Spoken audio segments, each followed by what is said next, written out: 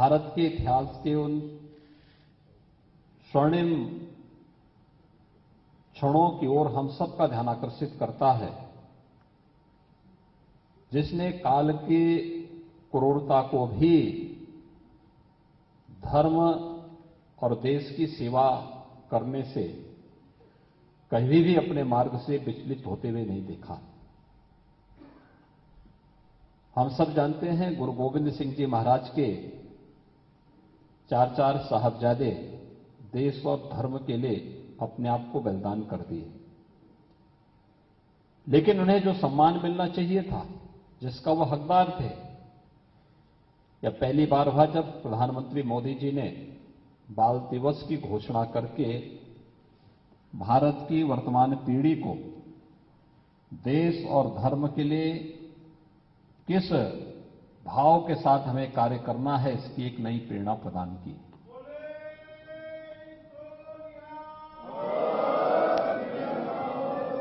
यह हम सबका सौभाग्य है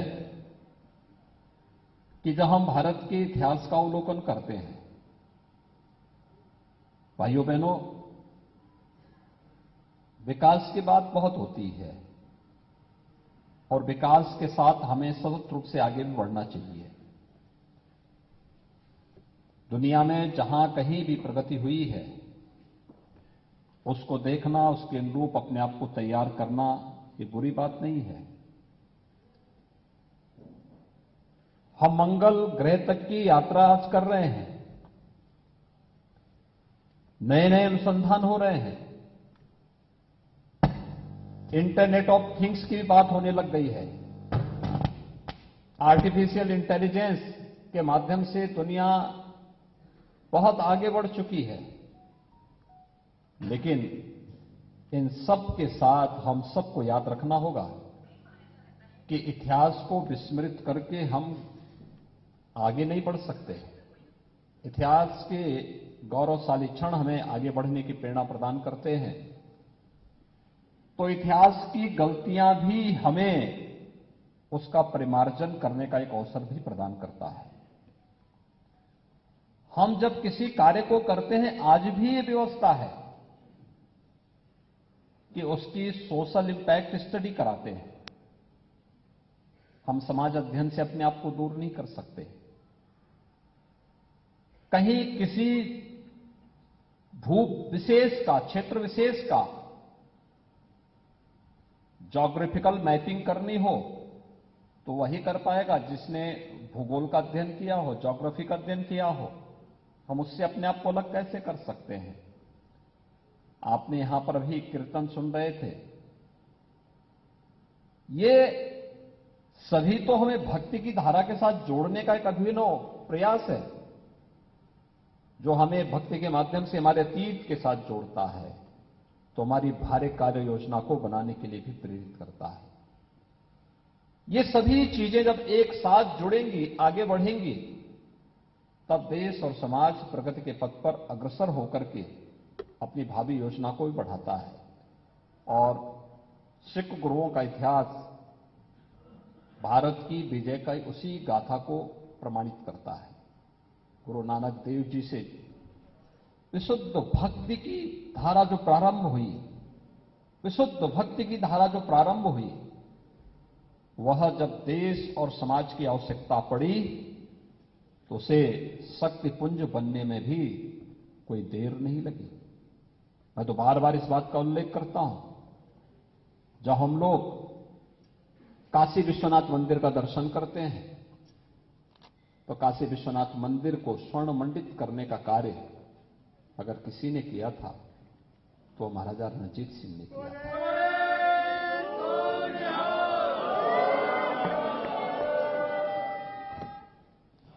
एक वह धारा थी जो विखंडन करने की थी, जिसने काशी विश्वनाथ मंदिर को तोड़ा था, और एक वह धारा थी जिसने काशी विश्वनाथ मंदिर को स्वर्ण मंडित करके भारत के इतिहास को स्वर्णाक्षरों में लिखने के लिए आने वाली पीढ़ी के सामने बहुत कुछ कहा है।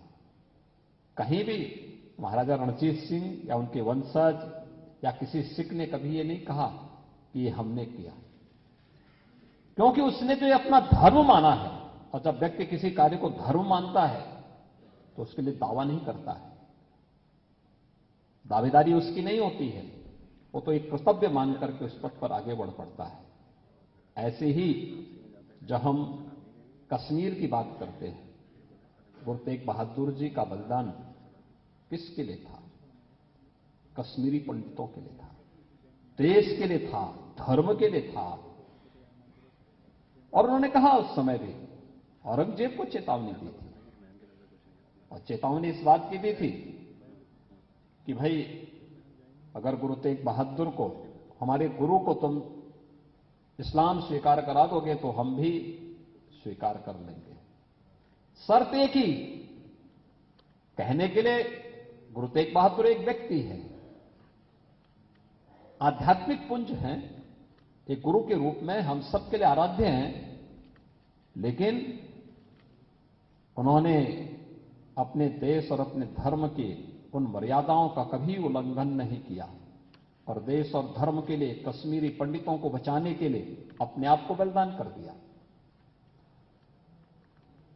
और आज जब गुरु तेग बहादुर जी की बात आएगी, सिख गुरुओं की बात आएगी, गुरु गोविंद सिंह जी महाराज की बात आएगी, गुरु गोविंद सिंह जी महाराज के 4 साहबजादों के बलिदान की बात आएगी, तो ये सभी कार्यक्रमों के साथ जुड़ना हम सब के लिए इतिहास के उन गौरवशाली क्षणों के साथ साथ इतिहास की उन गलतियों के परिमार्जन का भी एक अवसर प्रदान करता है, जो एक साथ मिलकर के जब हम आगे बढ़ेंगे तो एक साथ मिलकर के आगे बढ़ने की परंपरा देश को विकास के पथ पर अग्रसर करके फिर एक स्वर्णिम पथ पर अग्रसर करेगी।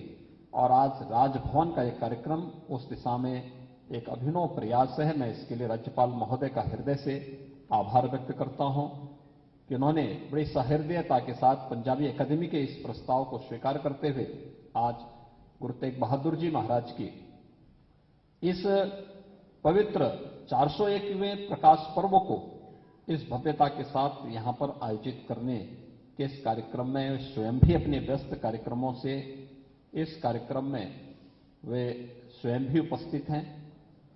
ये मेरा सौभाग्य है कि हम लोगों को गुरु नानक देव जी के 550वें प्रकाश पर्व के आयोजन के साथ मुख्यमंत्री आवास पर एकजुट होने का अवसर प्राप्त हुआ था। और उसके बाद हम लोगों ने साहबजादा दिवस पहली बार मुख्यमंत्री आवास पर आयोजित हुए थे और हम आभारी हैं आदरणीय प्रधानमंत्री जी के, जिन्होंने इस दिवस को बाल दिवस के रूप में पूरे देश के अंदर एक मान्यता दी। लखनऊ में हमारा याह्यागंज का जो गुरुद्वारा है, गुरु तेग बहादुर जी की स्मृतियों से और गुरु गोविंद सिंह जी महाराज के बचपन की स्मृतियों से जुड़ा हुआ है। मैं स्पेशली पटना गया था, मैं पटना साहिब के दर्शन करने के लिए कि किन परिस्थितियों में उस कालखंड में भी कैसे गुरु गोविंद सिंह जी महाराज का जन्म वहां पर होता है, कैसे बचपन में उनको वहां से उनकी सवारी लखनऊ में आती है, अलग अलग स्थानों से होती हुई फिर निकलती है और आज भी स्मृति हमारे पास जुड़ी हुई है। और जब आज यहां पर हमारे श्री सिंह साहिब अकाल तख्त के जत्थेदार सरदार हरप्रीत सिंह जी यहां पर आए हैं और सिरसा जी भी हैं, मैं इन सबसे ही कहना चाहूंगा, उत्तर प्रदेश में बहुत समृद्ध परंपरा है, बहुत समृद्ध परंपरा है। गुरु नानक देव जी से लेकर के गुरु गोविंद सिंह जी महाराज और उसके उपरांत की सिख परंपरा में जो भी यहां की उस परंपरा के साथ जुड़ करके जो कार्य किया गया है वह अभूतपूर्व है, अभिनंदनीय है। और इस परंपरा को छूने बनाए रखना हम सबका दायित्व बनता है। हम सब मिलकर के इस कार्यक्रम को आगे बढ़ाएंगे, इसमें कहीं किसी प्रकार का कोई संदेह नहीं होना चाहिए। मैं आज के इस अवसर पर आप सबको बधाई देता हूं। 401वें प्रकाश पर्व का आयोजन हम सब यहां पर आयोजित कर रहे हैं। बाहर बरसात पड़ रही थी और उस समय यहां पर जब गुरु ग्रंथ साहिब जी की यात्रा जब यहां पर आई, आपने देखा होगा उस समय स्वयं ही इंद्र भगवान भी कुछ देर के लिए थम गए, एकदम शांति हो गई। और जब यात्रा अंदर प्रवेश कर गई तो उसके बाद फिर इंद्र भगवान ने अपना कार्य भी शुरू किया।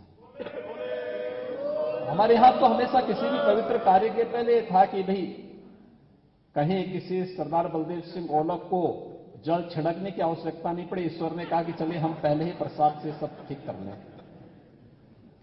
आपने देखा होगा, सब कितने दिनों से हम बारिश के इंतजार कर रहे हैं, लेकिन आज ये कार्यक्रम यहां पर होना था। लखनऊ में बारिश होनी शुरू हो गई। कितनी शानदार बारिश हुई है, मौसम भी खुशनुमा हो गया।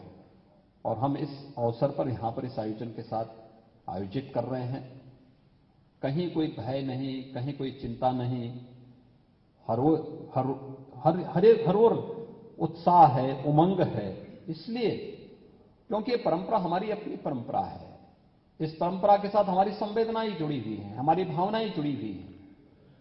लेकिन क्या इस प्रकार के आयोजन हम ननकाना साहिब में कर पाएंगे?